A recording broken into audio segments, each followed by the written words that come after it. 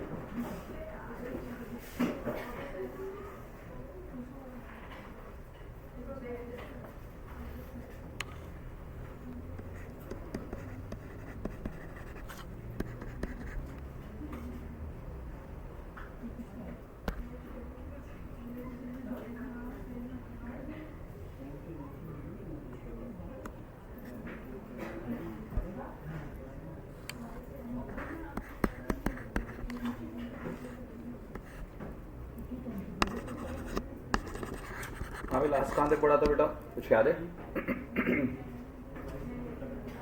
अरे लास्ट कुछ याद है? Relation between degree and radian chapter हम लोग का चल रहा था बेटा, निकाल लीजिएगा। चैप्टर सर्कुलर मोशन है।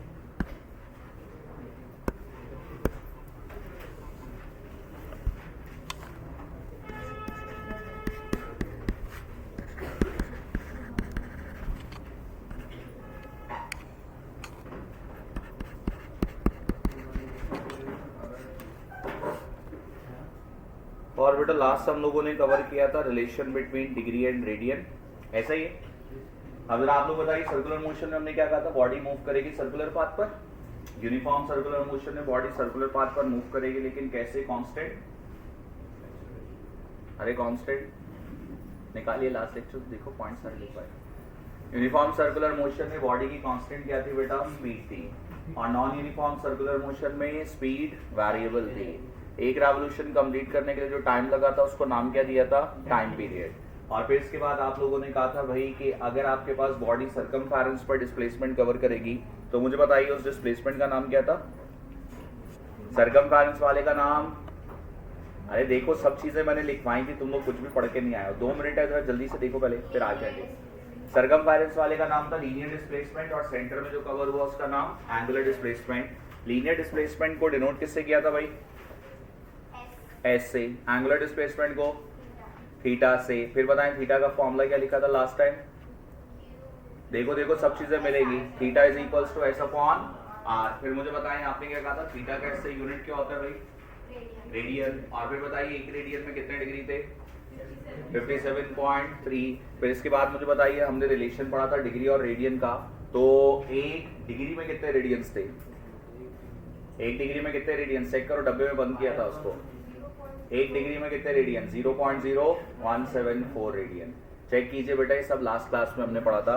बेटा प्रीवियस बातें याद होनी चाहिए, क्योंकि एप्टीट्यूड में बेटा आपके पास जो टॉपिक्स है वो लिंक करते हैं। अब इसके बाद बेटा आप इसको आगे कंटिन्यू करेंगे मेरे साथ, और नेक्स्ट एक कॉलम बनाइएगा और एक तरफ लिखिएगा लीनियर वेलोसिटी और एक तरफ लिखिएगा एंगुलर वेलोसिटी। तब आप लोग बेटा मेरे साथ हेडिंग लीजिएगा, कॉलम बनाइए, उसमें एक तरफ लिखिए लीनियर वेलोसिटी और एक तरफ लिखिए एंगुलर वेलोसिटी। अब दो तरह की जो वेलोसिटी है बेटा, हम इनको डिफरेंशिएट करेंगे। एक आपके पास लीनियर वेलोसिटी है और एक आपके पास एंगुलर वेलोसिटी है। अब हम लीनियर और एंगुलर वेलोसिटी में डिफरेंस को डिस्कस करेंगे। ठीक है, मेरे साथ ध्यान से बेटा नोट डाउन करते जाएगा। लीनियर वेलोसिटी और एक तरफ लिखिए एंगुलर वेलोसिटी। अब लीनियर वेलोसिटी एंगुलर वेलोसिटी में बेटा डिफरेंस नोट करेंगे, तो आप लोग मेरे साथ साथ ही लिखिएगा। पहले आप लोग बताइए, कुछ याद आ रहा है? लीनियर वेलोसिटी की डेफिनेशन बेटा, पहले 3 पॉइंट्स आसान होंगे। लीनियर वेलोसिटी की डेफिनेशन क्या होती है बेटा ऐसे बैठे रहोगे तो मुझे लग रहा है आप लोग तो टेस्ट में बराबर वाले के लिए जूस खाना वाना सब लेकर जाएंगे। अरे बताइए लीनियर वेलोसिटी की डेफिनेशन क्या थी? Rate of change of linear displacement. तो पहला पॉइंट लीनियर वेलोसिटी में लिखिएगा बेटा, हम इसको डिफाइन करते हैं rate of change of linear displacement. Rate of change of linear displacement. तो जब कभी भी rate of change of linear displacement निकालोगे तो ये बेटा आपके पास लीनियर वेलोसिटी होती है। साथ साथ नोट डाउन कीजिएगा, rate of change of linear displacement linear velocity है, और इसी तरह बेटा आप कहोगे rate of change of angular displacement. तो अगर आप rate of change of angular displacement निकालोगे तो बेटा हम उसको नाम किसका दे देंगे? एंगुलर वेलोसिटी का। तो rate of change of linear displacement linear velocity है, और rate of change of angular displacement बेटा एंगुलर वेलोसिटी है। मुझे बताइए पहले दो बातें आसान है, ठीक है। लीनियर वेलोसिटी का फॉर्मूला लिखिएगा बेटा, तो लीनियर वेलोसिटी का फॉर्मूला हमारे पास होता है v is equals to delta S upon delta T, rate of change of linear displacement. ये लीनियर वेलोसिटी है। साथ साथ रहिएगा, एंगुलर वेलोसिटी का फॉर्मूला, पहले तीन आसान बातें लिखेंगे बेटा। इसका फॉर्मूला आपके पास क्या होगा? तो इसका फॉर्मूला होता है omega is equals to delta theta upon delta T. तो rate of change of linear displacement linear velocity है, और रेट ऑफ चेंज ऑफ बेटा आपके पास एंगुलर डिस्प्लेसमेंट एंगुलर वेलोसिटी है। आपके पास लीनियर वेलोसिटी का formula delta S upon delta T है, एंगुलर वेलोसिटी का formula delta theta upon delta T. मुझे बताएं दो बातें आसान है? ओ नालायको आसान है। मुझे लग रहा है अभी फुल टाइम आप लोग सो रहे हैं, जब तक क्लास खत्म होगी तब आप लोग जागेंगे 4 बजे। कह रही है हाँ, जागे रहेगा भाई। पहले बेसिक पॉइंट्स आप लोग सारे जरा ध्यान से लिखिएगा। इसके बाद बेटा आप दोनों के एसआई यूनिट्स लिखिए। तो आपको याद होना चाहिए कि आपके पास लीनियर वेलोसिटी का एसआई यूनिट होता है बेटा मीटर पर सेकेंड, और फिर आपके पास एंगुलर वेलोसिटी का एसआई यूनिट बेटा हमारे पास होता है रेडियन पर सेकेंड। साथ साथ नोट डाउन कीजिएगा, लीनियर वेलोसिटी का एसआई यूनिट मीटर पर सेकेंड, एंगुलर वेलोसिटी का एसआई यूनिट रेडियन पर सेकेंड। दोनों के बेटा एसआई यूनिट्स भी अपने पास नोट डाउन कर लें। फिर आपको याद होना चाहिए लीनियर वेलोसिटी का एक बड़ा यूनिट होता है, और वो बड़ा यूनिट होता है आपके पास किलोमीटर पर आवर। आप उसको कन्वर्ट करते हो मीटर पर सेकेंड में। तो अपने पास नोट डाउन करें, किलोमीटर पर आवर इसका बड़ा यूनिट है, हम कन्वर्ट करेंगे बेटा मीटर पर सेकेंड में। तो मल्टीप्लाई बाय 1000 करते हैं और डिवाइडेड बाय 3600 करते हैं। तो जब कभी भी आपको किलोमीटर पर आवर से मीटर पर सेकेंड में जाना है, साथ साथ रहिएगा बेटा। तो किलोमीटर पर आवर से मीटर पर सेकेंड में जाने के लिए 1000 से मल्टीप्लाई करोगे बेटा और डिवाइड कर दोगे 3600 से। इसके बाद एंगुलर वेलोसिटी का बड़ा यूनिट होता है रेवोल्यूशन पर मिनट, इसको कहते हैं आरपीएम। आरपीएम रेवोल्यूशन पर मिनट है। बॉयज ने ये वर्ड सुना होगा भाई आरपीएम का मैकेनिक के मुंह से। अगर गाड़ी की स्पीड स्लो हो जाए तो हम कहते हैं इसके आरपीएम गिर गए। लड़कियों ने तो मैकेनिक के पास जाके काम नहीं करवाया होगा, करवाया है? गुड बेटा, तो यहाँ पर बैठी हुई है भाई कुछ। अच्छा भाई, तो आरपीएम का मतलब रेवोल्यूशन पर मिनट। एक मिनट में जितने रेवोल्यूशंस कंप्लीट होते हैं बेटा उसको आरपीएम का नाम देते हो। आप रेवोल्यूशन पर मिनट से कन्वर्ट करोगे रेडियन पर सेकेंड में। नोट कीजिएगा, जब रेवोल्यूशन पर मिनट से रेडियन पर सेकेंड में जाना है तो मल्टीप्लाई बाय 2 पाई और डिवाइडेड बाय 60 कर देंगे। अपने पास नोट डाउन कर लीजिए बेटा, जब कभी भी रेवोल्यूशन पर मिनट से रेडियन पर सेकेंड में जाना है। मैं फिर से कहूंगा, पहले बातें बेटा अच्छे से याद करते जाइएगा। आरपीएम बड़ा यूनिट है। लड़कियों मुंह बंद रखें बेटा, काम करें ध्यान से। आरपीएम रेवोल्यूशन पर मिनट है। रेवोल्यूशन पर मिनट से रेडियन पर सेकंड में जाना है, multiply by 2 power divided by 60। मैंने आपके साथ बेटा 3 बातें डिस्कस की है। डेफिनेशन, उसके बाद मैंने फॉर्मूला डिस्कस किया और मैंने यूनिट डिस्कस किया। इसके बाद आप लोग राइटिंग कर दीजिएगा स्टॉप, और सिर्फ बोर्ड पर देखिएगा और पार्टिसिपेट कीजिएगा। इसके बाद बेटा आपने राइटिंग स्टॉप करनी है और मेरे साथ जरा पार्टिसिपेट कीजिएगा। आगे बेटा और इसके डिफरेंस देखेंगे, तो इसके लिए आप लोगों ने जो आपको याद हो उसमें पार्टिसिपेट कीजिएगा। मुझे बताइए पहला कॉलम लीनियर वेलोसिटी का और दूसरा कॉलम किसका चल रहा है, एंगुलर वेलोसिटी का। अब आप लोग बताइए लीनियर वेलोसिटी स्केलर है वेक्टर है, वेक्टर है, क्योंकि देखो उसके ऊपर बेटा एरो आ रहा है, अगर एरो आ रहा है तो इसका मतलब ये वेक्टर है, और अगर वेक्टर है तो बेटा इसकी क्या होगी, डायरेक्शन। और आप लोग बताइए लीनियर वेलोसिटी की डायरेक्शन क्या होती है, जिस डायरेक्शन में मोशन होता है। लेकिन यहाँ पर देखेंगे बेटा तो आपके पास सर्कुलर मोशन है। अगर सर्कुलर मोशन में कोई लीनियर वेलोसिटी की डायरेक्शन बेटा आपसे पूछेगा तो ध्यान दीजिएगा जरा, सर्कुलर मोशन में लीनियर वेलोसिटी की डायरेक्शन कैसे निकालेंगे। तो आपके पास एक बॉडी सर्कुलर पाथ पर मूव कर रही है, यहाँ पर मैं डिफरेंट पॉइंट्स मार्क कर रहा हूँ, आप लोग सारे बेटा ध्यान दीजिएगा। पहले बॉडी मान लीजिए इस पॉइंट पर है, फिर बॉडी इस पॉइंट पर है, फिर बॉडी इस पॉइंट पर है, फिर बॉडी इस पॉइंट पर है। यानी कि आपके पास जो बॉडी है बेटा वो ऐसे घूम रही है। अगर बॉडी ऐसे घूम रही है तो डिफरेंट पॉइंट्स पर लीनियर वेलोसिटी की डायरेक्शन चाहिए, और अगर आपको लीनियर वेलोसिटी की डायरेक्शन चाहिए बेटा तो लीनियर वेलोसिटी की डायरेक्शन के लिए हम क्या करते हैं, हम टेंजेंट ड्रॉ करते हैं। मुझे बताइए कुछ याद आ रहा है, आप किसी भी पॉइंट पर क्या ड्रॉ करोगे, टेंजेंट। जैसे यहाँ पर टेंजेंट ड्रॉ करो, एक स्ट्रेट लाइन होगी जो कर्व के एक पॉइंट को टच करेगी। यहाँ पर टेंजेंट ड्रॉ कीजिए, किसकी डायरेक्शन आ गई, वेलोसिटी की। यहाँ पर टेंजेंट ड्रॉ करो, वेलोसिटी की डायरेक्शन। यहाँ पर टेंजेंट ड्रॉ करो, वेलोसिटी की डायरेक्शन। तो बताइए वेलोसिटी की डायरेक्शन ड्रॉ कैसे निकाल रहे हो, टेंजेंट ड्रॉ करके। और क्या वेलोसिटी की डायरेक्शन कांस्टेंट है या पॉइंट टू पॉइंट चेंज हो रही है, पॉइंट टू पॉइंट चेंज हो रही है। तो अब अपने पास नोट करें, लीनियर वेलोसिटी के कॉलम में ही अगला पॉइंट लिखिएगा, लीनियर वेलोसिटी के कॉलम में it is a vector quantity, linear velocity में लिखिएगा, it is a vector quantity and its direction, it is a vector quantity and its direction changes at every instant।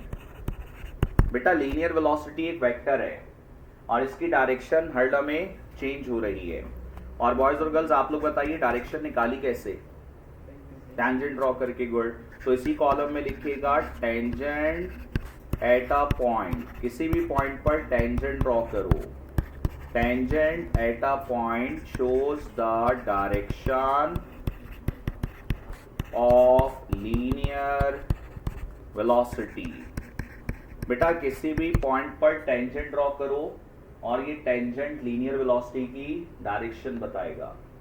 तो हमने कहा linear velocity एक vector quantity है और इसकी direction हर लम्हे चेंज हो रही है। और बेटा इसकी डायरेक्शन के लिए आपको क्या ड्रॉ करना है, टेंजेंट ड्रॉ करना है। अरे मुझे बताएं, बात समझ पा रहे हैं, अरे बात समझ पा रहे हैं। इसीलिए इस लीनियर वेलोसिटी का एक और नाम होता है, इसको टेंजेंशियल वेलोसिटी कहते हैं। अगर कभी भी एमसीक्यू में आ जाए टेंजेंशियल वेलोसिटी तो याद रखिएगा लीनियर वेलोसिटी का ही दूसरा नाम है। तो आप लोग चाहें तो अपने पास नोट डाउन कर लीजिएगा, लीनियर वेलोसिटी का दूसरा नाम टेंजेंशियल वेलोसिटी है क्योंकि इसकी डायरेक्शन अलोंग द टेंजेंट है। चलो भाई मुझे बताओ अब यहाँ तक की बात बेटा सबको क्लियर हो गई। तो ये आपके पास बेटा लीनियर वेलोसिटी चल रही है। लीनियर वेलोसिटी एक वेक्टर क्वांटिटी है, इसकी डायरेक्शन आप निकाल रहे हो और आपने इसकी डायरेक्शन निकाली बेटा टेंजेंट ड्रॉ करके, और इससे पता चला कि लीनियर वेलोसिटी की डायरेक्शन कंटिन्यूअसली चेंज हो रही है। मुझे बताइए इस पे कोई क्वेश्चन। चलिए अब आप लोगों से मेरा क्वेश्चन है, दूसरी वेलोसिटी का नाम बोलिए। अब आप बताइए एंगुलर वेलोसिटी बेटा स्केलर है वेक्टर है, वेक्टर है, क्योंकि अगर आप देखोगे तो इसके ऊपर मैंने एरो लगाया, वेक्टर क्वांटिटी है और अगर ये वेक्टर है बेटा तो इसकी क्या होगी, डायरेक्शन। और जरा गर्ल्स बताएंगी कि एंगुलर वेलोसिटी की डायरेक्शन कैसे निकाली थी। और लड़के सिर्फ ये डिसाइड करेंगे कि लड़कियां सच कह रही हैं झूठ कह रही हैं। झूठ नहीं बेटा, अभी पहले बोलने तो दो उसको। मैंने नहीं कहा, पास्ट के एक्सपीरियंस से बताइए एंगुलर वेलोसिटी। अच्छा वो बात है जो मैंने नहीं समझाई आपको प्रॉपर समझ आएगी, और ये जो मैं बोलता रहता हूँ वो समझ नहीं आता। एंगुलर वेलोसिटी बेटा जी ट्राई कीजिएगा लड़कियों, एंगुलर वेलोसिटी की डायरेक्शन कैसे निकालेंगे। आप लोग पहले आंसर करेंगे, लड़के डिसाइड करेंगे आपने सही कहा या गलत। अगर आप आंसर नहीं करेंगे तो वो बताएंगे कैसे निकालते। खुशी बस हमेशा कुछ रहना चाहिए। लड़कियों को आंसर रूल ये था कि आप बताएंगे वो डिसाइड करेंगे। अच्छा जब नहीं आ रहा तो हम नहीं मानते। अच्छा भाई लड़कों, किसी के दिमाग में कोई बात, एंगुलर वेलोसिटी की डायरेक्शन कैसे निकाले। लड़कों ने जवाब दिया, वो कह रहे हैं एंगुलर वेलोसिटी की डायरेक्शन राइट हैंड रूल से निकाले। ठीक है अरे बोला बोला इधर से लड़कों की आवाज आई, तुम लोगों ने सुना ही नहीं है क्या? अच्छा खैर सारे देखिएगा भाई, एंगुलर वेलोसिटी की डायरेक्शन कैसे निकालते हैं बेटा? एंगुलर वेलोसिटी की डायरेक्शन के लिए आपके पास क्या है? Right hand rule. किसी को याद है राइट हैंड रूल क्या होता है? नहीं, ये तो पता होगा। कह रही राइट हैंड के बहुत सारे रूल है। अच्छा मैं बात कर रहा हूँ राइट हैंड कर्ल्ड रूल की। अब बताइए, फिंगर उस डायरेक्शन में और थंब इस डायरेक्शन में। अच्छा भाई, ये जो राइट हैंड रूल मिस ने बताया वो सही है। याद कीजिए हम लोगों ने बेटा क्या पढ़ा था? वेक्टर में क्रॉस प्रोडक्ट को डिस्कस किया था। बॉयज और गर्ल्स जरा ध्यान दीजिएगा, ए क्रॉस बी। सारे बेटा जरा बोर्ड पर फोकस कीजिए, लड़कों और लड़कियों। ए क्रॉस बी, मुझे बताए ए क्रॉस बी से नया वेक्टर कौन सा आया था? सी। और इस वेक्टर सी की डायरेक्शन किससे निकाली थी? राइट हैंड रूल से। और आप याद कीजिएगा राइट हैंड रूल कैसे लगाते हो? अगर ए क्रॉस बी चाहिए तो ए से बी की तरफ फिंगर्स को कर्ल करोगे और थंब इंडिकेट करता है गिवन वेक्टर की डायरेक्शन को। और आपको याद आना चाहिए बेटा, जो आपने गिवन वेक्टर की डायरेक्शन निकाली थी वो वेक्टर इन दोनों पर क्या था? परपेंडिकुलर। कुछ याद आ रहा है? अच्छा अब जरा सारे बोर्ड फोकस करते जाइएगा लड़कियों। जरा यहाँ पर बेटा उमामा सिमरा बातें बाद में कर सकते हैं, ये पॉइंट बहुत इंपॉर्टेंट है। मुझे बताइए मैं आपसे क्या कह रहा हूँ? एंगुलर वेलोसिटी की डायरेक्शन कौन से रूल से निकाल रहे हैं? Right hand rule. Right hand rule क्या कह रहा है? अगर ए क्रॉस बी चाहिए तो ए से बी की तरफ फिंगर्स को कर्ल करो और थंब गिवन वेक्टर की डायरेक्शन बताता है, जो अभी हम ऐसे लगा रहे थे। ठीक है, अब आपको यहाँ पर राइट हैंड रूल कैसे लगाना है इसके लिए आप लोग सारे ध्यान दीजिए। मान लीजिए मेरे हाथ में एक सर्कुलर बॉडी है। सर्कुलर बॉडी का मतलब हो गया ये एक टायर है। ठीक है, मेरे हाथ में क्या है? सच नहीं बोल रहे, ये टायर है। अच्छा टायर का ये वाला जो पोर्शन होगा बेटा इसका नाम होता है प्लेन ऑफ रोटेशन। और जिस पॉइंट के गिर्द ये टायर घूमेगा उसका नाम होता है एक्सिस ऑफ रोटेशन। तो फिर से बताइए इसको नाम क्या दे रहे हो? Plane of rotation. और इसको नाम क्या दे रहे हो? Axis of rotation. ठीक है, यहाँ पर ध्यान देते जाइएगा। अब बेटा टायर ऐसे घूमेगा तो आप क्या करोगे? अगर आपको एंगुलर वेलोसिटी की डायरेक्शन चाहिए तो राइट हैंड को यूज करोगे। अब अगर टायर ऐसे घूम रहा है, इमेजिन कीजिए आप फिंगर्स को इसी डायरेक्शन में कर्ल करोगे। जब आप फिंगर्स को कर्ल करोगे तो क्या थंब इस तरह से आया? अब बताइए जो थंब है ये प्लेन ऑफ रोटेशन के परपेंडिकुलर है। नजर आ रहा है? प्लेन के परपेंडिकुलर है। और फिर मुझे बताओ एक्सिस इस तरफ था और थंब भी इसी तरफ है, तो इसका मतलब ये जो थंब है ये एक्सिस के पैरेलल लेकिन प्लेन के परपेंडिकुलर। अब अगर मैं इस टायर को रिवर्स डायरेक्शन में घुमाता हूं, मान लो पहले ऐसे घूम रहा है बेटा क्लॉकवाइज, अब इसको एंटी क्लॉकवाइज घुमाते हैं। तो अब मान लीजिए टायर अगर ऐसे घूमा एंटी क्लॉकवाइज डायरेक्शन में, तो फिर से बताइए ये तो इसका एक्सिस ऑफ रोटेशन, ये क्या है? Plane of rotation. फिर से राइट हैंड रूल यूज करोगे। अब अगर टायर ऐसे घूम रहा है आप फिंगर्स को कर्ल ऐसे करोगे। जब फिंगर्स को कर्ल करोगे तो थंब फिर से वैसे ही आ रहा है। इसका मतलब प्लेन ऑफ रोटेशन के परपेंडिकुलर और एक्सिस ऑफ रोटेशन के। तो टायर क्लॉकवाइज घूमे या एंटी क्लॉकवाइज, एंगुलर वेलोसिटी की डायरेक्शन कभी चेंज नहीं होगी। क्या लीनियर वेलोसिटी की डायरेक्शन कांस्टेंट थी? पॉइंट टू पॉइंट चेंज हो रही है, लेकिन एंगुलर वेलोसिटी की डायरेक्शन हमेशा क्या रहेगी? कांस्टेंट रहेगी। समझ पा रहे हैं बेटा? तो लिखिएगा एंगुलर वेलोसिटी के कॉलम में। एंगुलर वेलोसिटी के कॉलम में हमारा नेक्स्ट पॉइंट होगा बेटा इट्स डायरेक्शन। एंगुलर वेलोसिटी के कॉलम में लिखिएगा its direction is determined। लड़कियों ध्यान से लिखें, its direction is determined by right hand rule। its direction is determined by right hand rule। Comma के बाद लिखिए according to which, according to which it is perpendicular, according to which it is perpendicular to plane of rotation। ठीक है, समझ कर लिखिएगा its direction is determined by right hand rule according to which it is perpendicular to plane of rotation and parallel to axis of rotation. तो बेटा angular velocity की direction plane of rotation के perpendicular है और axis of rotation के parallel है। अरे बताइए बात समझ पा रहे हैं जाहिलो? ये आप लोग मजबूर करते हैं मुझे बोलने के लिए। और जो यस बोलते हैं वो।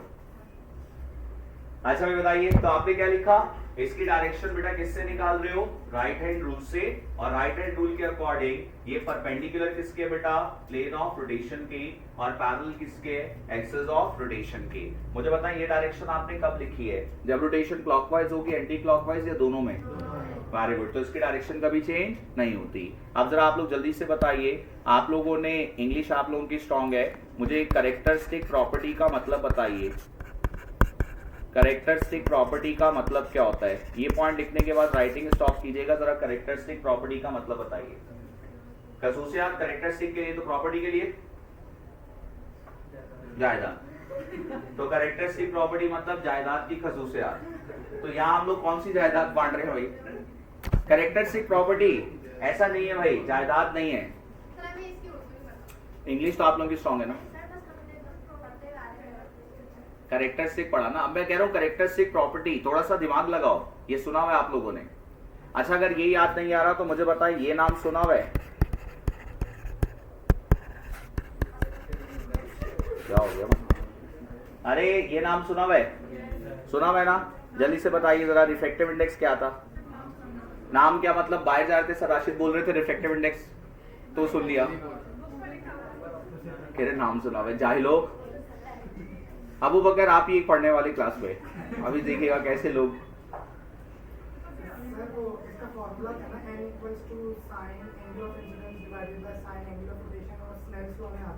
ठीक है भाई, गुड, उन्होंने एक फॉर्मूला बताया, n is equals to sine angle I upon sine angle R। बात उनकी गलत नहीं है, बात सही है, लेकिन मेरा सवाल ये था रिफ्रैक्टिव इंडेक्स, हर मीडियम का डिफरेंट डिफरेंट होता है, वो जो डिफरेंट डिफरेंट है उसको नाम दे रहे हैं रिफ्रैक्टिव इंडेक्स। बात ये भी उनकी सही है, बस अंदाज अलग चल रहा है, बातें वो सही कर रहे हैं। अच्छा डिफरेंट डिफरेंट होता है, ये बात भी सही है। और रिफ्रैक्टिव इंडेक्स को कोई डिफाइन करेगा और अच्छे से, हाँ जी, नहीं आप लोग करें, आप लोग मुझसे बुजुर्ग हैं।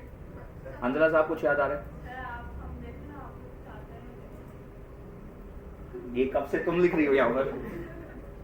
अच्छा भाई रिफ्रैक्टिव इंडेक्स मैं आपको याद दिलाता हूँ, जैसे एयर का रिफ्रैक्टिव इंडेक्स था, एयर के रिफ्रैक्टिव इंडेक्स की वैल्यू नलाइको 1 होती है, वाटर का रिफ्रैक्टिव इंडेक्स होता है 1.33, ग्लास का रिफ्रैक्टिव इंडेक्स होता है 1.5, डायमंड का रिफ्रैक्टिव इंडेक्स होता है 2.4।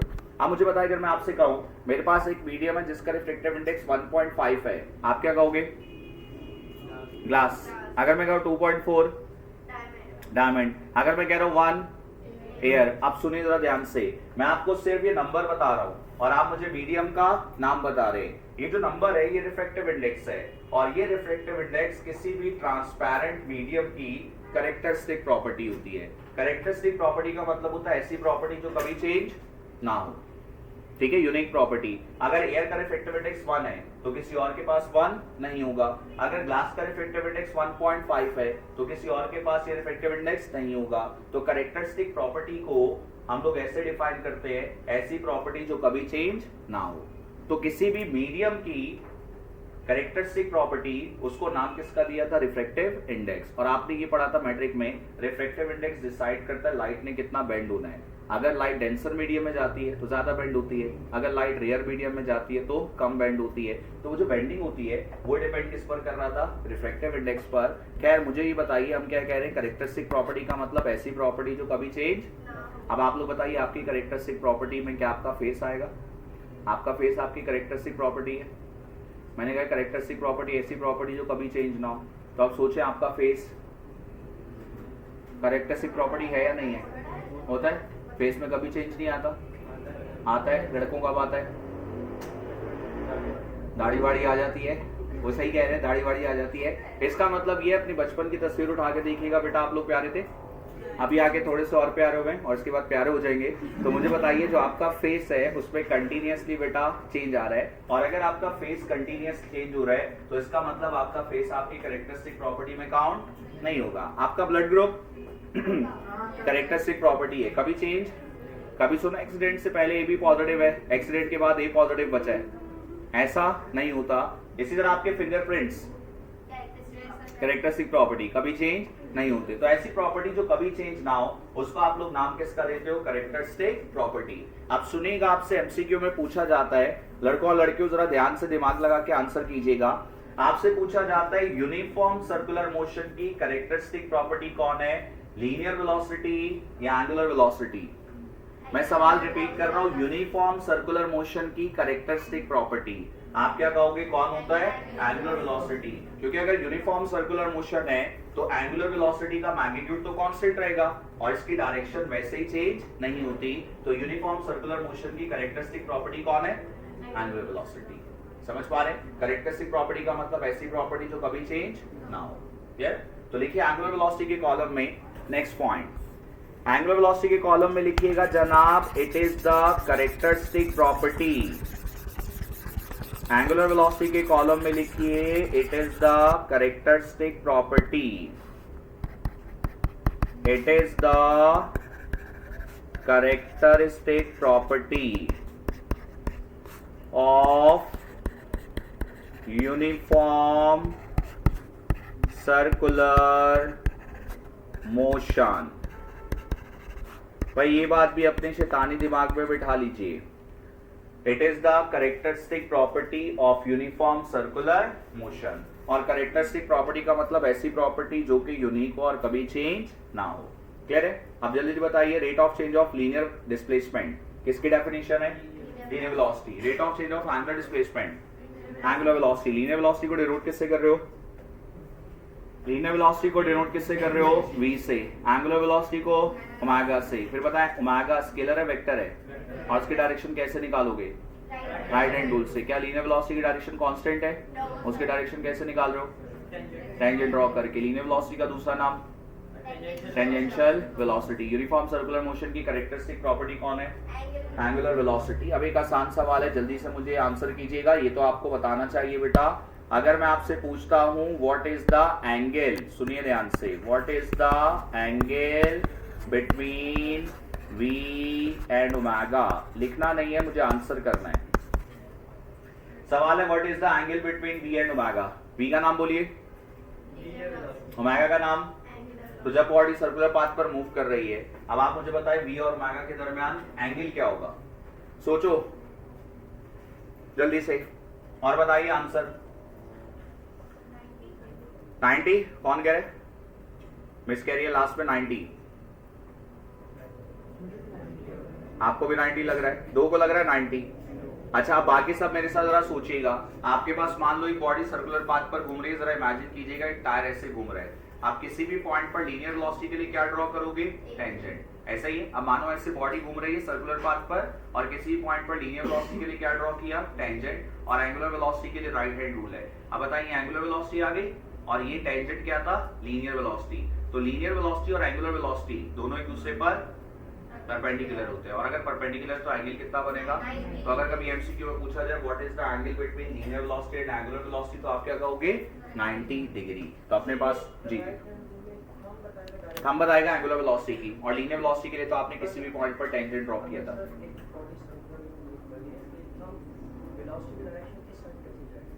एंगुलर वेलोसिटी है, एंगुलर, ये असल में एंगुलर डिस्प्लेसमेंट होता है, और एंगुलर डिस्प्लेसमेंट जो होता है वो सेंटर की तरफ होता है, इसीलिए आपके पास इस तरह से बन रही है।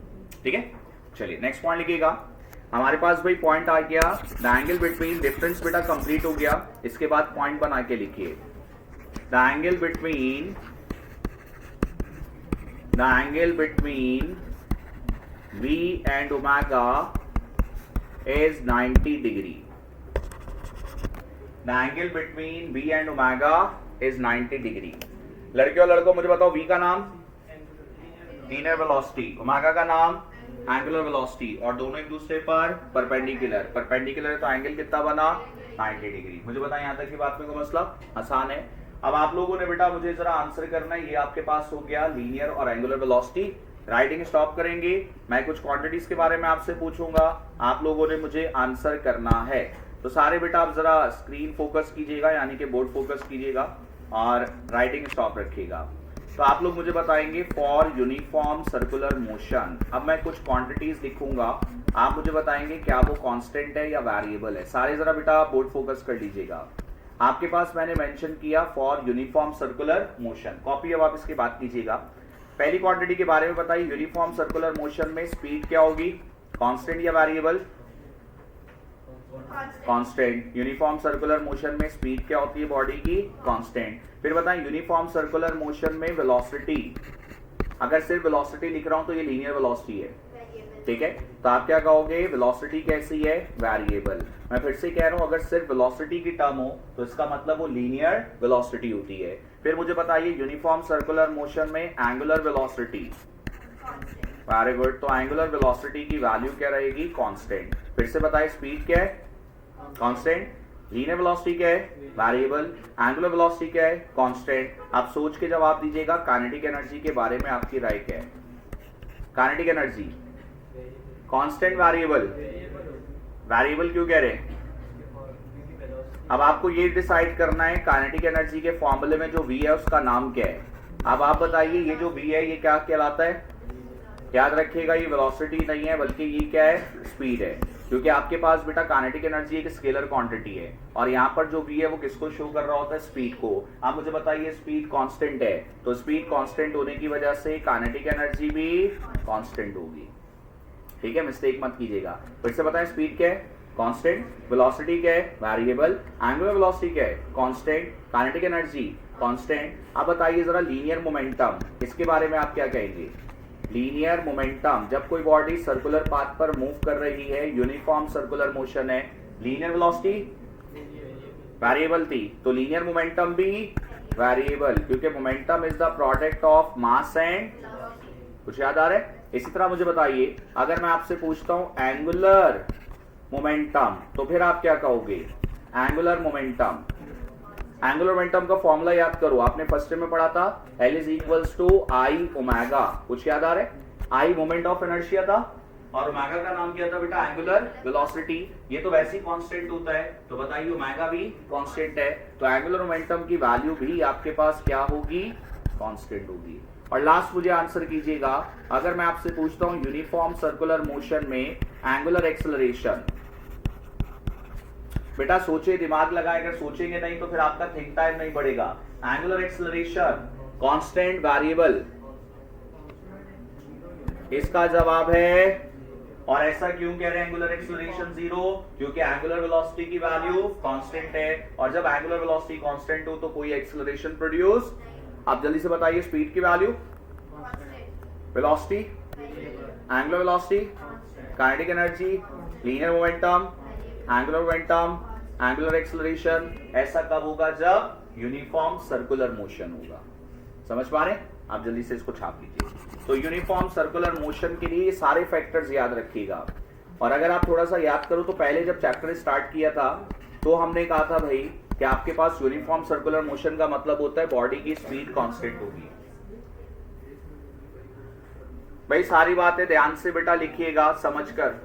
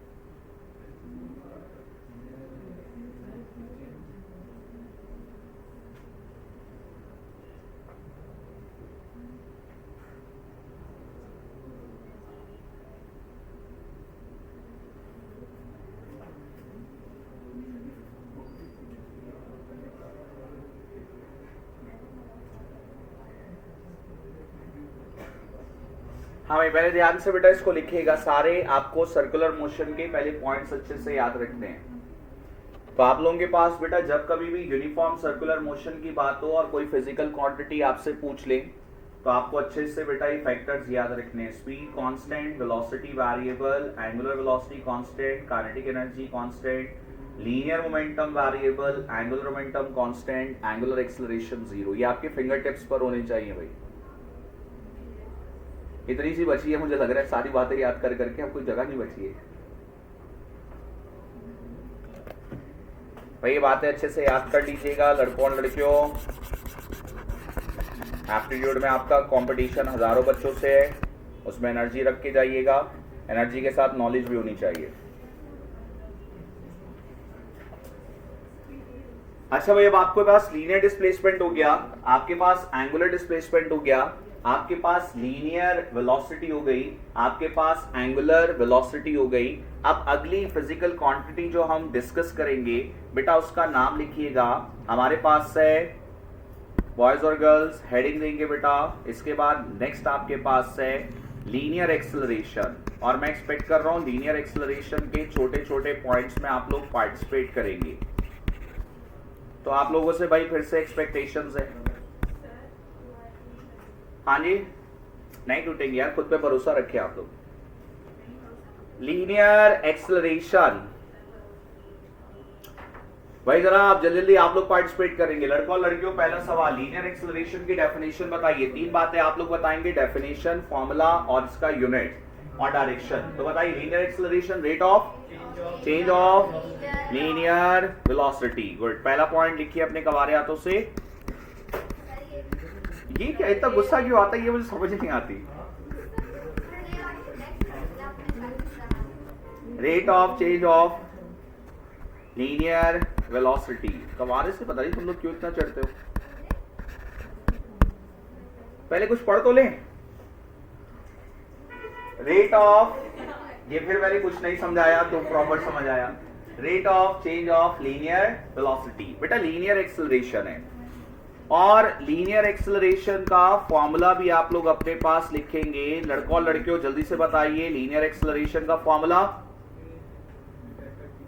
Delta v upon delta T. देखिए बेटा मैं आपको एमसीक्यूज इसके तब तक नहीं करवा सकता जब तक आपको ये बातें याद नहीं होंगी, और चूंकि आपको पता है कि आपको बहुत अच्छे से याद है और मुझे भी पता है, तो इसीलिए मैंने कहा जरा आप लोगों की थोड़ी सी इज्जत रख के चले ऐसा इसका।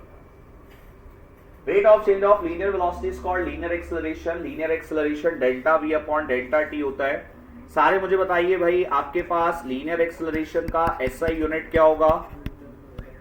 नालायको, मीटर पर सेकेंड स्क्वायर। इसी लीनियर एक्सेलरेशन का सीजीएस यूनिट भी बताइए, सेंटीमीटर पर सेकेंड स्क्वायर।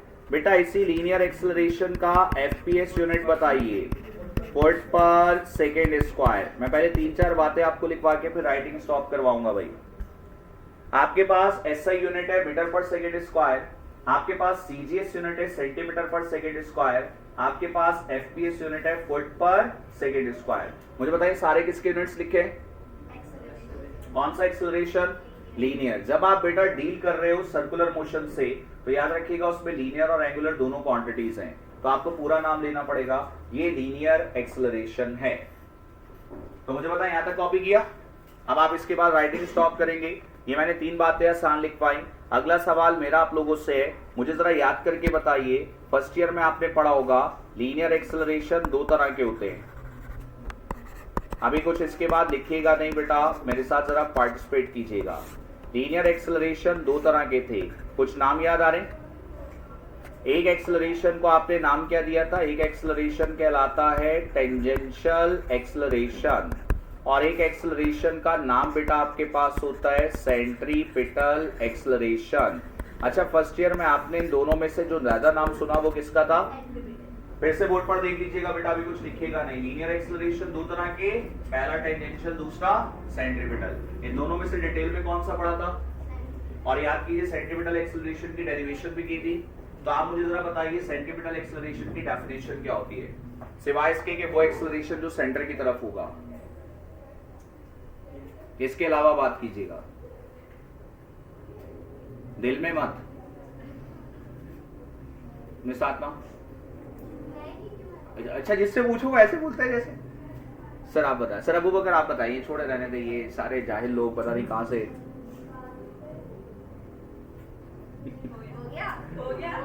वो कह रहे हैं सर इनके सामने मैं जवाब नहीं दे रहा, ये लोग जो है ना। सर कुछ याद आ रहा है? कुछ याद आ रहा है? लास्ट पे लड़कों कुछ याद आ रहा है? वरना जवाब दे, देखा आज आप इनको चांस दे रहे हैं ना। अच्छा भाई लड़कियों कुछ याद आ रहा है लास्ट में, लड़कियों और आपके बराबर में लास्ट में, वो बेचारी भी फुल परेशान चल रही है। सेकंड लास्ट में कवातीनों, अच्छा आप पहले पीछे से हम गिनेंगे, हम सेकंड लास्ट पे आ रहे हैं। अच्छा भाई आप नहीं तुम लोगों ने दिमाग लगाना है, वहां पर दिमाग लगाना है, सोचेंगे तो। असल में जो ए लेवल्स वाला होता है जैसे कैम्ब्रिज बोर्ड होता है और हमारा सिंध बोर्ड वाला होता है, दोनों में फर्क ही है। वो दिमाग लगाता है, उसको कहीं नहीं भी आएगा ना तो वो सोचता है आंसर। हमारे बच्चे को कुछ नहीं आएगा तो बराबर वाले का आसरा करता है। सेंट्रीपिटल फोर्स की याद आ रही है, चले भाई बताइए जरा सेंट्रीपिटल फोर्स की क्या याद आई है? ठीक है, वो सेंट्रीपिटल फोर्स है, सेंटर की तरफ होगी। अच्छा सेंट्रीपिटल एक्सेलरेशन भी सेंटर की तरफ होगा। लेकिन अभी मुझे बताइए डेफिनेशन, हुमायूं में बताएगी, जरा ध्यान से सुनिएगा। हुमायूं बेटा जल्दी से, मैंने कहा तुम लोग एक दूसरे को बता दो, मुझे बता दो। बोर्ड पर देखिएगा, आपके पास बेटा अगर कुछ नहीं समझ में आ रहा, कुछ नहीं याद आ रहा, तो सिंपल सी बात याद कीजिए। मुझे बताइए एक्सेलरेशन कब प्रोड्यूस होता है? पहला सवाल, गुड। तो इसका जवाब मिला भाई जब बॉडी की वेलोसिटी क्या होगी? चेंज होगी। तो जब कभी भी बॉडी की वेलोसिटी चेंज होती है तो क्या प्रोड्यूस होता है? एक्सेलरेशन। अब वेलोसिटी कब चेंज होती है?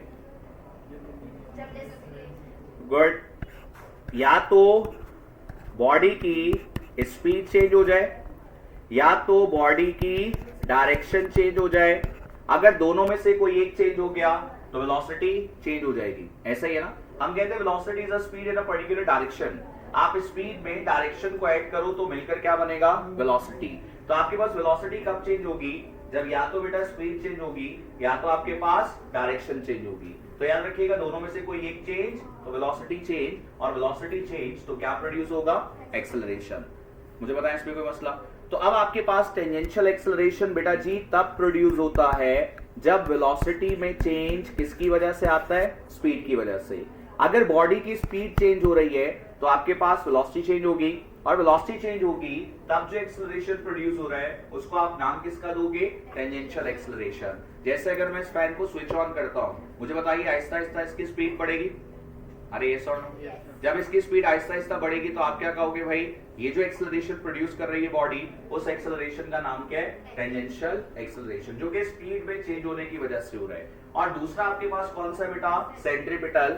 सेंट्रीपिटल एक्सेलरेशन तब प्रोड्यूस होता है जब बॉडी की क्या चेंज होगी? डायरेक्शन। तो डायरेक्शन में चेंज जब कभी भी आएगा तो जो एक्सेलरेशन प्रोड्यूस हुआ बेटा आप उसको नाम किसका दे रहे हो? Centripetal acceleration. सेंट्रीपिटल की शर्त है डायरेक्शन चेंज होनी चाहिए लेकिन स्पीड का कांस्टेंट रहना जरूरी है। आप मुझे बताओ, जब मैं फैन को स्विच ऑन करता हूं तो पहले इसकी स्पीड कंटिन्यूअसली चेंज होगी। आप कहोगे सर इस पे टेंजेंशियल एक्सेलरेशन प्रोड्यूस हो रहा है। एक वक्त के बाद मुझे बताएं इसकी स्पीड कांस्टेंट हो जाएगी? अरे ये सर, और डायरेक्शन हर लम्हे क्या हो रही होगी? चेंज। आप कहोगे तब जो एक्सेलरेशन प्रोड्यूस हो रहा है उस एक्सेलरेशन का नाम क्या है? Centripetal acceleration. तो सेंट्रीपिटल एक्सेलरेशन कब प्रोड्यूस हुआ? जब वेलोसिटी में चेंज किसकी वजह से? डायरेक्शन की वजह से है। एट कांस्टेंट स्पीड इस एक्सेलरेशन का नाम सेंट्रीपिटल एक्सेलरेशन। अब एक और बात सोचिए, आप कहते थे centripetal acceleration towards the centre है। अब आप जरा सोचिएगा, थोड़ी देर पहले आपने क्या कहा? वेलोसिटी की डायरेक्शन के लिए आप क्या ड्रॉ कर रहे थे? टेंजेंट। अब बताइए टेंजेंट आ गया और सेंट्रीपिटल एक्सेलरेशन ऐसे सेंटर की तरफ है, ऐसा ही है। अगर ये एक्सेलरेशन सेंटर की तरफ है तो ये एक्सेलरेशन क्या करेगा? वेलोसिटी की डायरेक्शन हर लम्हे क्या करेगा? चेंज। तो वेलोसिटी की डायरेक्शन की वजह से जो एक्सेलरेशन प्रोड्यूस हो रहा है उसका नाम क्या है? सेंट्रीपिटल। और वेलोसिटी की स्पीड चेंज होने की वजह से जो एक्सेलरेशन प्रोड्यूस हो रहा है उसका नाम क्या है? टेंजेंशियल। और ये दोनों बेटा किसकी टाइप्स है? लीनियर एक्सेलरेशन की। बताएं बात समझ पा रहे? तो अगर आपसे एमसीक्यू पूछा जाए how many types of linear acceleration, तो आप क्या कहोगे? 2। पहली कौन सी है और दूसरी? गुड। अब इन बातों को तरीके से लिखिएगा। तो नेक्स्ट पॉइंट बना के लिखिए, there are 2 types of, next point, there are 2 types of linear acceleration. भाई ये काम ध्यान से करना है, ये काम ध्यान से करना है, फिंगर टिप्स पर पॉइंट्स रखने हैं। There are 2 types of linear acceleration. पहला नाम टेंजेंशियल एक्सेलरेशन। बेटा ध्यान से नोट कीजिएगा, दूसरा नाम सेंट्रीपिटल एक्सलरेशन। अगर आप एमडी कैट के पास पेपर देखोगे तो पिछले 5 सालों से भाई वो आपके पास जो है वो थ्योरी बेस्ड एमसीक्यूज देते हैं, तो इसके लिए आपको थ्योरी बहुत स्ट्रॉन्ग करके जानी है। और बाकी कैट वालों के भी न्यूमेरिकल बेस भी आते हैं, लेकिन थ्योरी बेस भी बेटा आपके पास होते हैं, तो आप लोगों को दोनों साइड के लिए अच्छे से प्रिपरेशन करके जानी है। टेंजेंशियल एक्सेलरेशन, दूसरा सेंट्रीपिटल एक्सेलरेशन। नेक्स्ट पॉइंट लिखिएगा, when change in velocity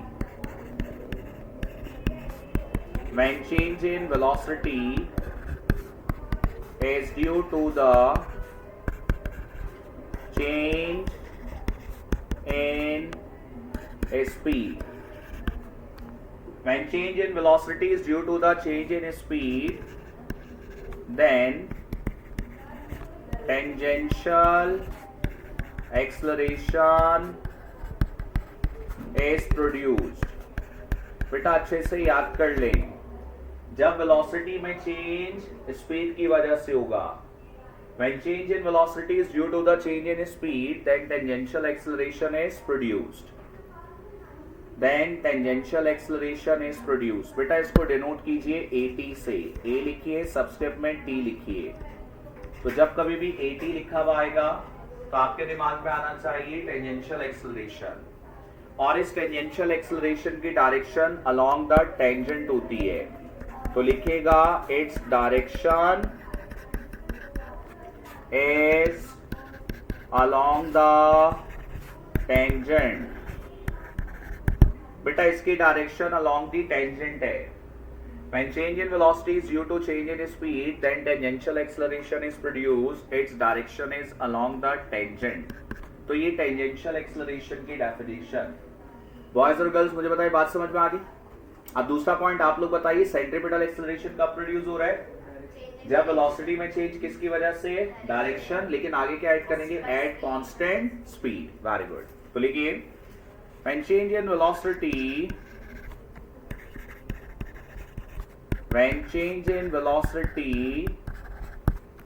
is due to the change in direction at constant speed, then centripetal acceleration is produced. ठीक है बेटा, ध्यान से लिखिएगा, when change in velocity is due to change in direction at constant speed, then centripetal acceleration is produced. तो centripetal acceleration को denote करते हैं बेटा AC से।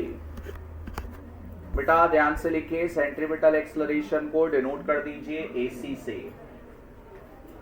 मुझे बताइए centripetal acceleration की डायरेक्शन क्या है? गुड। तो फुल स्टॉप के बाद लिख लीजिएगा, its direction is towards the center। तो सेंट्रीपिटल एक्सेलरेशन की डायरेक्शन टुवर्ड्स द सेंटर है। हाँ लड़कियों और लड़कों आप लोग बताइए, लीनियर एक्सेलरेशन में टेंजेंशियल की डायरेक्शन क्या है? अलोंग द टेंजेंट, और centripetal acceleration towards the centre है। अब आपके पास एक फिगर बनेगी बेटा, और उसमें आप दिखाइएगा हमारे पास बेटा दोनों एक्सेलरेशंस, तो अपने पास शो करें, फिगर बनाइए, सर्कुलर पाथ दिखाओ, साथ साथ रहिएगा बेटा। और इस सर्कुलर पाथ पर हम दिखाएंगे दो तरह के एक्सेलरेशन। पहला एक्सेलरेशन शो करें अलोंग दी टेंजेंट है। बेटा अगर अपने पास ड्रॉ करो, पहला एक्सेलरेशन अलोंग दी टेंजेंट है, ऐसे बनाइए, ये टेंजेंशियल एक्सेलरेशन की डायरेक्शन है। और दूसरा एक्सेलरेशन दिखाइए आपके पास टुवर्ड्स दी सेंटर है, तो second acceleration towards the centre ऐसे बना दो। चलें अब अपने पास शो करें, पहला अलोंग दी टेंजेंट, इसका नाम है AT। दूसरा बेटा आपके पास टुवर्ड्स दी सेंटर, इसका नाम है AC। तब आप दिखाओ AC और AT। हाँ भाई फिर से बताइए, tangential acceleration along the tangent हो गया, टेंजेंट ड्रॉ कीजिएगा। टेंजेंट ड्रॉ कीजिएगा बेटा।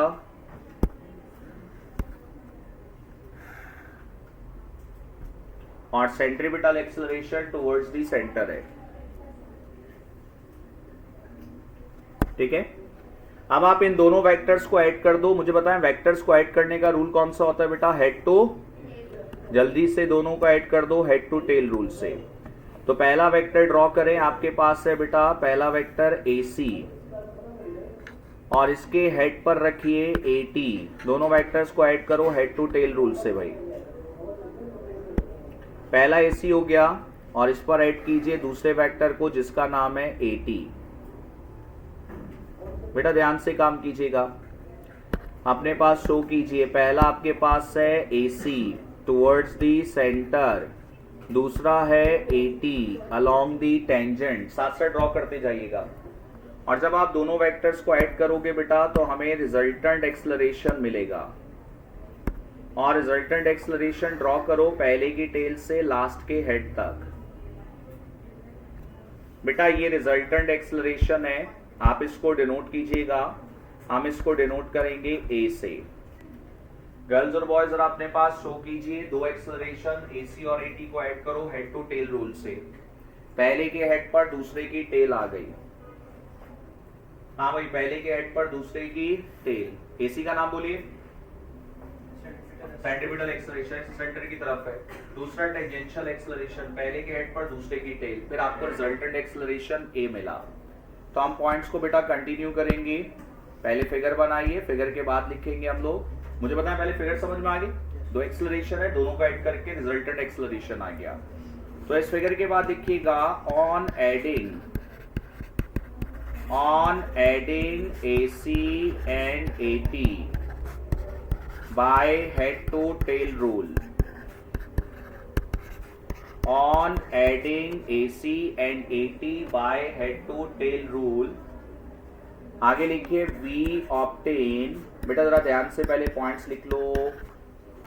our resultant acceleration A। बेटा आपने क्या किया? AC AT को ऐड किया और AC और AT को ऐड करके रिजल्टेंट एक्सेलरेशन A मिल गया। मुझे पता ये वाला पॉइंट भी समझ में आ गया? गुड। अब बेटा अगर किसी MCQ में कहा जाए रिजल्टेंट एक्सेलरेशन का मैग्नीट्यूड निकालो, तो अपने पास नोट डाउन करें the magnitude of resultant acceleration. The magnitude of resultant acceleration is. कोई पार्टिसिपेट करना चाहेगा? ए कैसे निकालें? देखिए अगर आपको AC पता है और आपको AT पता है और आपको A चाहिए पाइथागोरस थ्योरम से, क्योंकि बेटा बेस पता है, परपेंडिकुलर पता है, हाइपोटेन्यूज चाहिए। तो जब आप पाइथागोरस थ्योरम लगाओगे गुड, तो आपके पास A का ये फॉर्मूला आता है, नोट डाउन कर लीजिएगा। A is equals to √AC square plus AT square.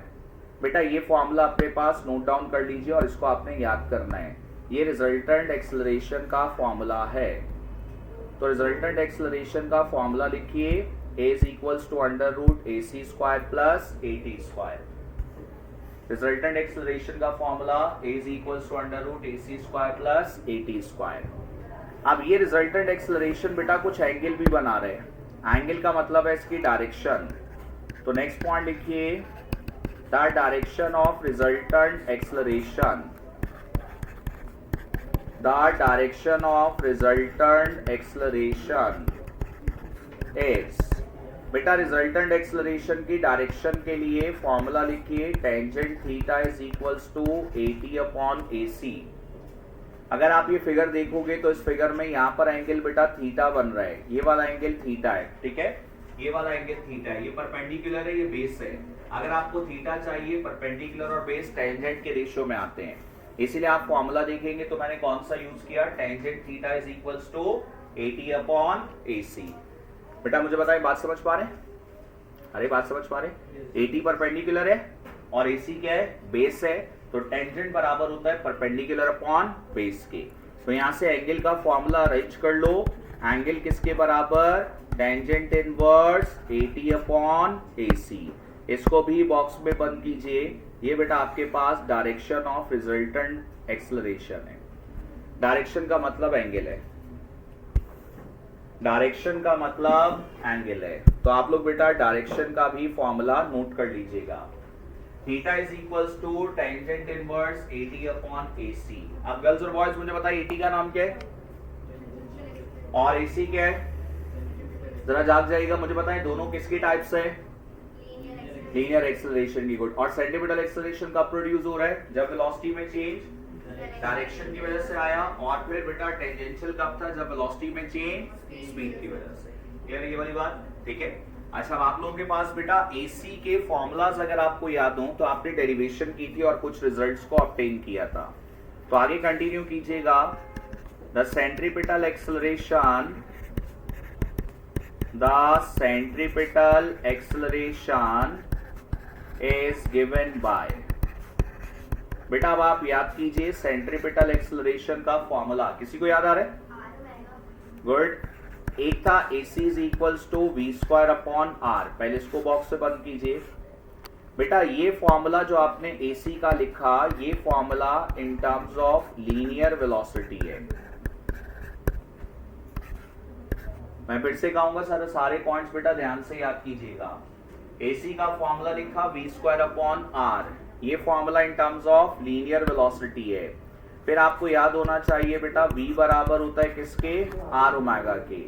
अगर आप v की जगह r ओमेगा रखोगे तो r ओमेगा का स्क्वायर अपॉन r। आगे चलिए जरा, क्या बन जाएगा? r ओमेगा स्क्वायर, क्योंकि नीचे वाला r तो कैंसिल हो जाएगा।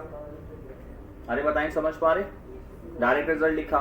चलो मेरे साथ जरा पार्टिसिपेट करो, बताइए r² omega square upon r। एक r से r क्या हो जाएगा? कैंसिल। तो r ओमेगा स्क्वायर, इसको भी बॉक्स में बंद कीजिए। ठीक है, ये फॉर्मूला नोट करें, in terms of angular velocity है। ये formula in terms of angular velocity है। ये formula in terms of angular velocity है। फिर बेटा नोट करें, ओमेगा खुद बराबर होता है 2 पाई अपॉन t के। तो अगर ओमेगा 2 पाई अपॉन t है तो AC का formula r 4 pi square upon t square. नाम दीजिए बेटा, ये formula in terms of time period है। ये formula in terms of time period है। तो पहला फॉर्मूला मैंने in terms of linear velocity लिखवाया, दूसरा formula in terms of angular velocity हो गया, तीसरा फॉर्मूला बेटा in terms of time period हो गया। भाई MCQ में बेटा जो रिक्वायरमेंट होगी उस हिसाब से आपको चलना होगा। तो लीनियर वेलोसिटी, एंगुलर वेलोसिटी और टाइम पीरियड। इसी तरह से बेटा आपके पास टेंजेंशियल एक्सेलरेशन का फॉर्मूला है, तो नोट कीजिएगा, tangential acceleration, tangential acceleration is given by. बेटा टेंजेंशियल एक्सेलरेशन का फॉर्मूला क्या होगा? नोट करें, AT is equals to r alpha. Tangential acceleration का फॉर्मूला लिखें, AT is equals to r alpha. ये भी याद कर लीजिएगा। r का नाम बताइए, रेडियस। अल्फा का नाम बताइए, अरे अल्फा का नाम एंगुलर एक्सेलरेशन। ठीक है, अब आप लोग एक काम कीजिए, पहले यहां तक की बातें जरा एक दफा रिव्यू कर लीजिएगा, फिर मैं आगे दूसरा टॉपिक स्टार्ट कर रहा हूं। पहले जरा 2 मिनट आपके पास है, यहां तक की बातें पढ़ लीजिए। अगर कोई सवाल आपको करना है तो कर लीजिए, नहीं है तो मैं कर लूंगा। फिर जल्दी से जरा आप लोग देख लीजिएगा। टाइम को छोड़िए, पढ़ने वाला बच्चा टाइम नहीं देखता। 2 मिनट है, जरा रिव्यू करें, आगे फिर सेंट्रीपिटल फोर्स से स्टार्ट करेंगे। अभी इसमें सेंट्रीपिटल फोर्स है और टेंशन है ना, वर्टिकल सर्किल है।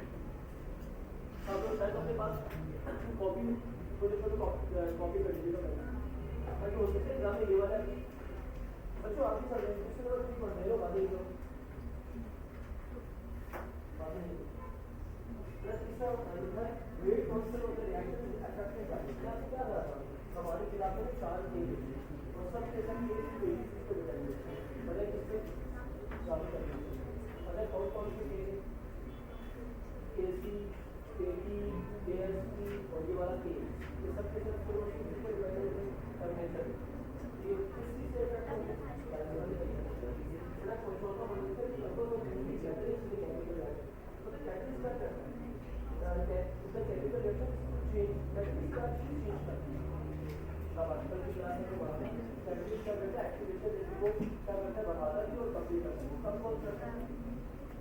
हाँ भाई, कोई सवाल है?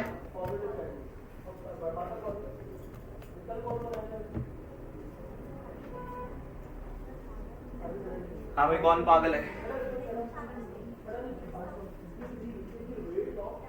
कह रहा हूँ कौन पागल है? ये मैंने कहा ये रिवाइज करो। कोई सवाल नहीं है? अब आप लोग मेरे साथ बेटा नोट डाउन कीजिएगा, सेंट्रीपिटल एक्सेलरेशन के बाद सेंट्रीपिटल फोर्स इस चैप्टर का सेकेंड लास्ट टॉपिक। तो नोट डाउन कीजिएगा बेटा, हेडिंग दीजिएगा सेंट्रीपिटल फोर्स। और अब आप लोग स्टार्ट करेंगे सेंट्रीपिटल फोर्स। हाँ भाई, हेडिंग है सेंट्रीपिटल फोर्स। इसके बाद आप राइटिंग स्टॉप करेंगे और आप लोग बताएंगे सेंट्रीपिटल फोर्स के बारे में क्या पढ़ा था। ये स्टार्ट करेंगे, मैं सिमरा बता रही, ध्यान से सुनिएगा। लड़कियों को पकड़ते प्यारे भी लोग हैं, जब मैं उनकी बात करता हूँ तो कहते हो से पूछ रहे हो यार ये कैसे लोग हैं। वो अगर सेंट्रीपिटल फोर्स, जी सर आप दोबारा बताइएगा, सर आपको याद आ रही थी, मैंने कहा था दोबारा पूछ। सेंट्रीपिटल फोर्स, सर क्या कहा था आपने? सर कह रहे हैं सेंटर की तरफ जो फोर्स लगेगी उसका नाम है सेंट्रीपिटल फोर्स। गुड, सही कह रहे हैं। इसके अलावा और कोई बात? एक फॉर्मूला होता है mv²/r। गुड, दो बातें हो गई। और चाहे मैं बनवाऊं, तुम लोग सारे पोज मार के बैठे हुए हो। कह रहे हाँ, उसमें जहर भी डाल दूंगा, एक ही दफा खत्म हो जाए। तुम लोग तो वैसे ही तंग आए लोग। क्या कह रहे? ऑर्डर क्या कह रही?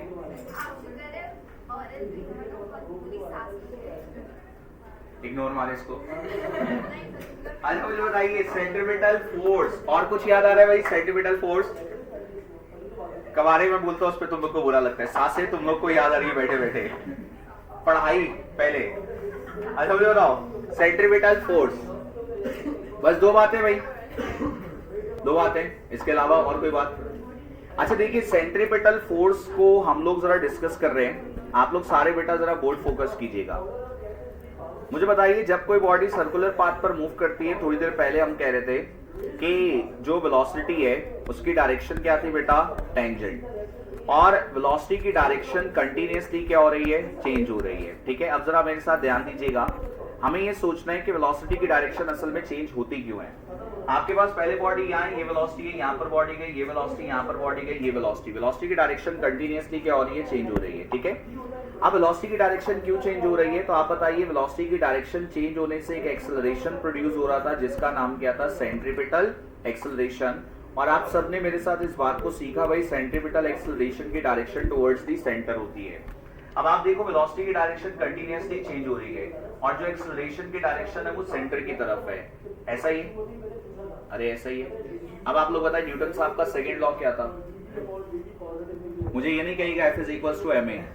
मैंने पूछा न्यूटन साहब के सेकंड लॉ की स्टेटमेंट क्या थी? Force applied on a body, it produces acceleration. Good. तो आप लोगों ने ये कहा था कि अगर कोई बॉडी है, उस बॉडी पर अनबैलेंस फोर्स लगाओगे तो आपकी अनबैलेंस फोर्स से बॉडी में क्या प्रोड्यूस होता है? एक्सेलरेशन। और एक्सेलरेशन की डायरेक्शन वही होती है बेटा जो डायरेक्शन किसकी है? फोर्स की। मुझे बताइए, ऐसा कुछ याद आ रहा है? तो दोनों की डायरेक्शन सेम है। तो फिर से जरा पार्टिसिपेट कीजिएगा।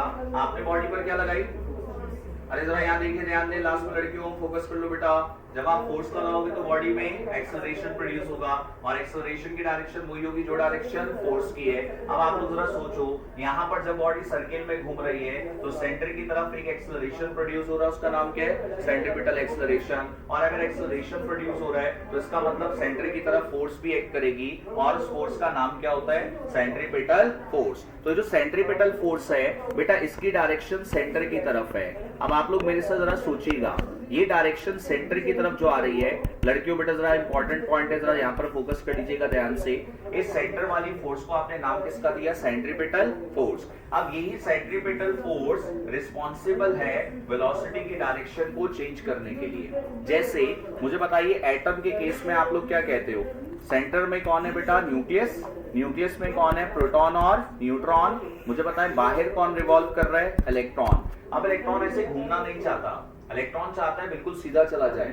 हर मैटर की ये कोशिश होती है कि वो बिल्कुल सीधा चला जाए, लेकिन मुझे बताओ ये सीधा नहीं जा पा रहा। ऐसा क्यों हो रहा है? क्योंकि न्यूक्लियस इसको अपनी तरफ क्या कर रहा है? अट्रैक्ट। न्यूक्लियस में प्रोटॉन पर चार्ज कैसा है? इलेक्ट्रॉन पर चार्ज कैसा है? अब मुझे बताओ जो न्यूक्लियस है इलेक्ट्रॉन को अपनी तरफ अट्रैक्ट करेगा, यस और नो? और जब ये अट्रैक्ट करेगा तो एक फोर्स लगा रहा है, उस फोर्स का नाम क्या है? नहीं, उस फोर्स का नाम क्या है जो सेंटर की तरफ से लग रही है? Electrostatic force. और क्या यही इलेक्ट्रोस्टैटिक फोर्स की वजह से इलेक्ट्रॉन की वेलोसिटी की डायरेक्शन चेंज हो रही है? और जब वेलोसिटी की डायरेक्शन चेंज होगी तो मुझे बताएं क्या इसका मोशन सर्कुलर मोशन बनेगा? तो इसका मतलब अगर इस इलेक्ट्रॉन पर न्यूक्लियस की अट्रैक्शन ना होती तो मुझे बताओ ये सर्किल में मूव नहीं करता। तो सर्किल में मूव करवाने वाली फोर्स कौन सी है? Electrostatic force. और यही इलेक्ट्रोस्टैटिक फोर्स क्या प्रोवाइड कर रही है? Centripetal force. बात समझ पा रहे हैं? इसी तरह आपके पास बेटा सन है और मुझे बताइए सन के गिर्द प्लैनेट्स रिवॉल्व कर रहे हैं। अब आपके पास जो प्लैनेट है वो घूमना नहीं चाह रहा, वो प्लैनेट चाह रहा है कि भाई बिल्कुल सीधा चला जाए, लेकिन वो सर्कुलर पाथ पर घूम किसकी वजह से रहा है? क्योंकि सन उसको अपनी तरफ क्या कर रहा है? अट्रैक्ट कर रहा है। सन का मुझे बताइए बेटा कुछ ना कुछ क्या है? मास है। और प्लैनेट का भी कुछ ना कुछ क्या है? मास है। एक मास दूसरे मास को अपनी तरफ अट्रैक्ट करता है और मासेस के बिटवीन जो फोर्स है उसका नाम क्या है?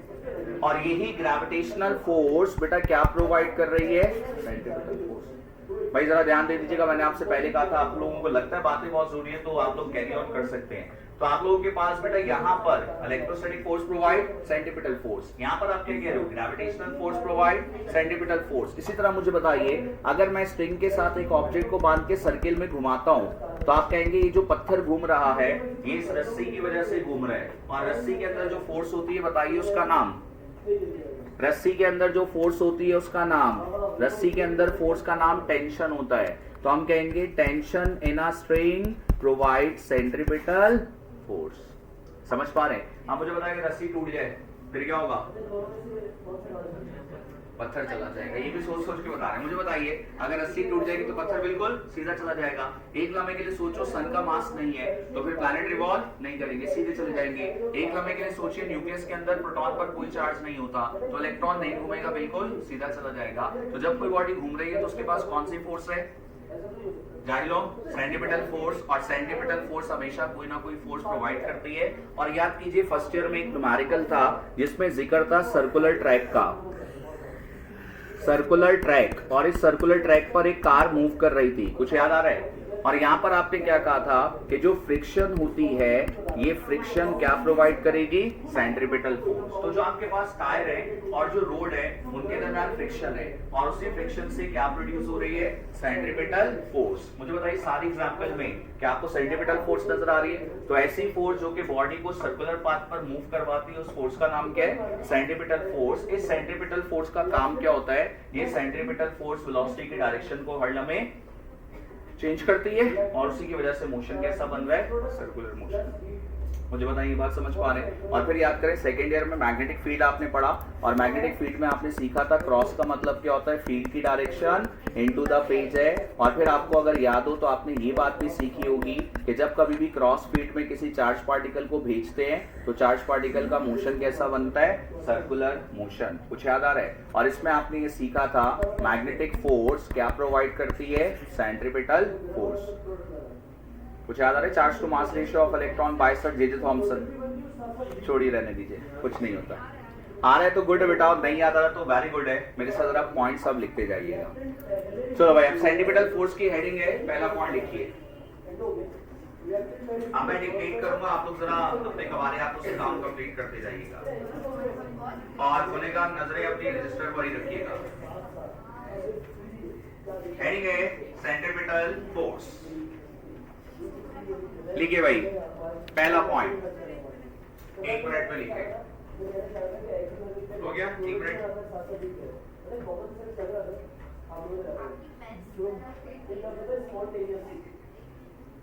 हो गया, चलिए ठीक है। पहला point, a force,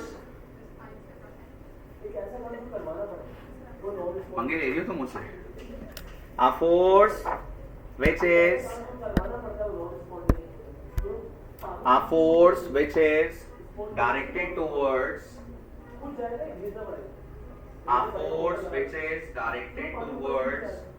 center of circular path. A force which is directed towards center of circular path is called centripetal force.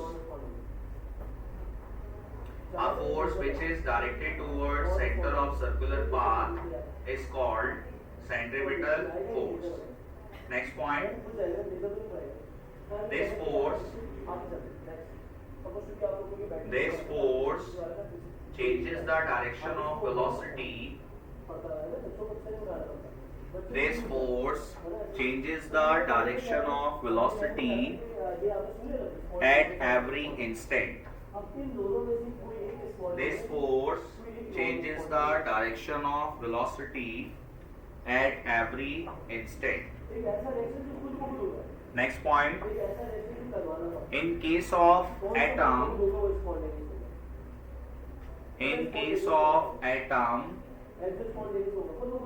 Comma के बाद लिखिएगा electrostatic force. In case of atom, comma के बाद लिखिए electrostatic force provides centripetal force. In case of atom, electrostatic force provides centripetal force. Next point, in case of planets,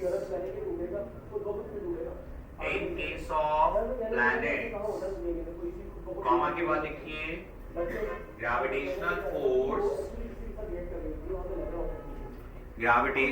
force provides centripetal force.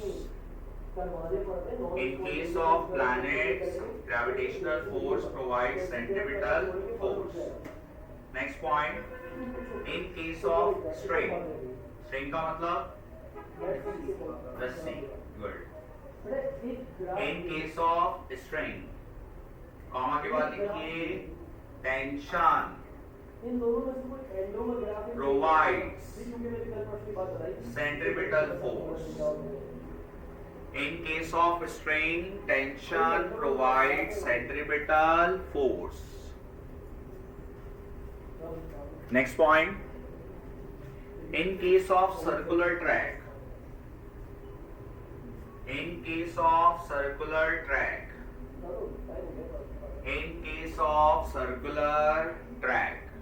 Comma के बाद लिखिए, मुझे बताइए क्या लिखेंगे?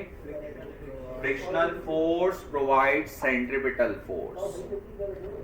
इन case of circular track, frictional force provide centripetal force. ठीक है, अब आप लोग नेक्स्ट पॉइंट लिखिए. By Newton second law of motion. कितने तुम लोग आज आते जवान लोग हो तुम लोग, हालांकि पता नहीं बुढ़ापे में तुम लोग का क्या होगा. मेरा ख्याल नहीं करे, जब आप लोग मेरा ख्याल करते हो मुझे फिक्र होती है अपनी. अच्छा भाई, पॉइंट क्या लिख रहे थे? By Newton second law of motion. By Newton second law of motion page के सेंटर में लिखें फॉर्मूला. न्यूटन साहब ने दिया F is equals to ma. By Newton second law of motion F is equals to ma. तो इसके बाद लिखिए सो हमारे पास सेंट्रिपिटल फोर्स का फॉर्मूला MAC. डब्बे में बंद करें, दोनों डब्बों में. एक तो रजिस्टर पर बनेगा और दूसरा दिमाग वाला डब्बा. FC is equals to MAC. बेटा जी AC बराबर होता है V स्क्वायर अपॉन RK. तो दूसरा फॉर्मूला जो अबू बकर साहब ने बताया वो लिखे MV square upon R. MV square upon R. तीसरा फॉर्मूला भी जो लड़कों ने बताया था वो लिखे MR ओमेगा स्क्वायर. गला खराब हो तो दबा देते हैं. तीसरा mr ओमेगा स्क्वायर। तो पहला mac, दूसरा mv स्क्वायर अपॉन r, तीसरा mr ओमेगा स्क्वायर, चौथा m r 4 pi square upon T square. ये सब आप लोग याद करते जाइएगा भाई। तो आपके पास बन गया बेटा लास्ट जो हमने फॉर्मूला लिखा है इसमें F C is equals to M R 4 pi square upon T square. अब मुझे पता ये फॉर्मूला किसका हो गया? अरे ये फॉर्मूला किसका हो गया? सेंट्रीपिटल फोर्स का। तो ये सारे सेंट्रीपिटल फोर्स के फॉर्मूलाज आपने अच्छे से याद रखने हैं, ठीक है। और फिर इसके बाद यहां पर सेंट्रीपिटल फोर्स के फॉर्मूलाज बेटा कंप्लीट हो गए। अब आप लोग मेरे साथ जरा इस चैप्टर की फॉर्मूला लिस्ट लिख लीजिएगा अब तक के टॉपिक्स की, ताकि फिर हम लोग कमिंग क्लास में इसके एमसीक्यूज कर सकें। अब सारे मेरे साथ जरा फॉर्मूला लिस्ट लिख ले इस चैप्टर की। और भाई ये फॉर्मूलाज कमिंग क्लास में सबको याद होने चाहिए। कमिंग क्लास में जब आप आएंगे तो पहले आप ये फॉर्मूला सुनाएंगे, फिर आएंगे अंदर। मैं पहले आ जाऊंगा। अगले हफ्ते का test, thank you sir. Last week आपका टेस्ट कौन सा हुआ था? Force and motion. Coming week में जो आपका टेस्ट है वो है प्रोजेक्टाइल मोशन। वो तो सब है ना, मैं अपना टेस्ट एक अलग ले लूंगा। अबू बकर ने सही याद दिलाया, थैंक यू बेटा। इस कमिंग वीक में 2 से 2.5 प्रोजेक्टाइल मोशन का टेस्ट है। बल्कि अच्छा है ना, आप लोगों ने संडे को प्रैक्टिस की होगी तो बस। और जो टेस्ट होगा वो पेपर टेस्ट होगा। मैं सर को पहले कह दूंगा कि यहाँ पर ऐसे मत ले, पेपर पर आपका टेस्ट ले, ठीक है। फातिमा क्यों इतना खुश हो रही हो टेस्ट के नाम से? लिखो फॉर्मूला लिस्ट। थैंक यू बेटा। बस ये कुछ बच्चे होते हैं इनकी वजह से हमें मोटिवेशन होती है पढ़ाने की। पहला फॉर्मूला वो बकर, ये मुझे लग रहा है तुम्हारे दुश्मन हो जाएंगे ये। हाँ बिल्कुल। और देखो अभी मुकर रहे हैं, इसलिए कहते हैं भरोसा ही नहीं करो भाई।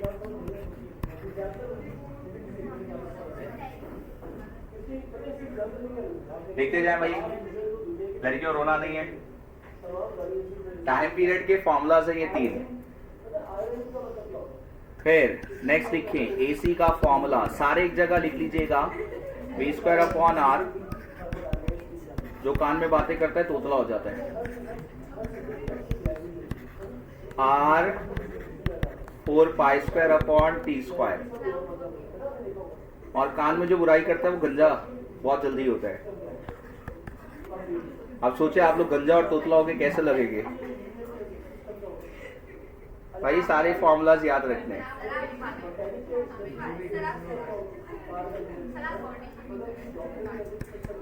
क्या कह रही हो? क्या आप बोली जा रही हो भाई? जल्दी लिखे लड़कियां, तुम लोग की क्लास की पागल हो गई है। अच्छा भाई, ये टाइम पीरियड का फॉर्मूला, ये टाइम पीरियड का फॉर्मूला, ये टाइम पीरियड का फॉर्मूला, ये एसी के फॉर्मूलाज, फिर एफसी, सारे एक जगह लिख लीजिएगा ताकि आपको नेक्स्ट क्लास में ढूंढने ना पड़े। वैसे तो मुझे पूरी उम्मीद है घर जाके आप लोगों ने देखना भी नहीं है। शर्मिंदगी महसूस नहीं कर रहे? आगे से कह रहे सही बात है सर।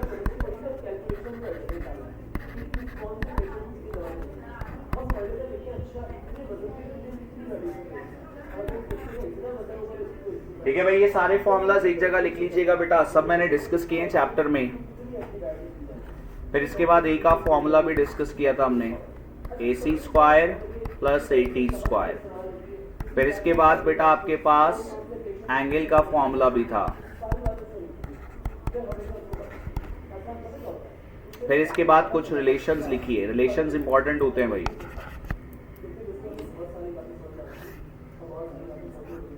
रिलेशंस इंपॉर्टेंट होते हैं फिजिक्स में।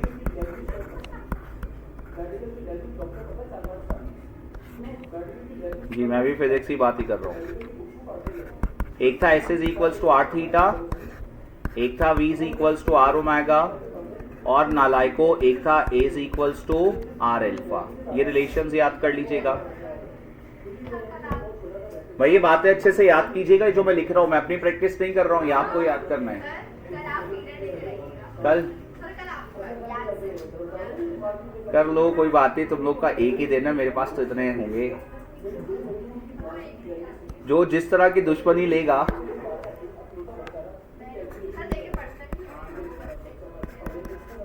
और तुम लोग की बातें पर्सनल लेके मैंने क्या करना। कोई बात नहीं, वो बकर हम पूरा कर लेंगे इनको क्लास में। बजानी है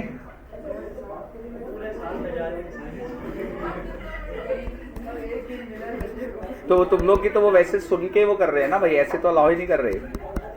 ये ना हो तुम लोग वहां पर दूसरा स्क्रिप्ट चला दो। नहीं करे भाई, आप लोगों का जो दिल करता है बेटा। अब तुम लोगों ने जो है मुझे उस पर कर दिया है, अब फीडर खरीदना पड़ेगा कल के लिए मुझे। लोग कपड़े डिसाइड कर रहे हैं, मैं फीडर डिसाइड करूंगा, कैसा लगूंगा? क्यों भाई, ये तुम लोग अपने लिए फीडर मंगवा रहे हो, मेरे लिए पूछ रहे हो? चला जा दादा, मैं भी जा रहा हूँ, बस ये बेटा लिख लीजिएगा, बाकी अगली क्लास में पढ़ेंगे। अच्छा लास्ट बेटा जरा सुन लीजिएगा लड़कियों, ये बेटा लीनियर मोशन की इक्वेशंस है और इसी को एंगुलर मोशन के लिए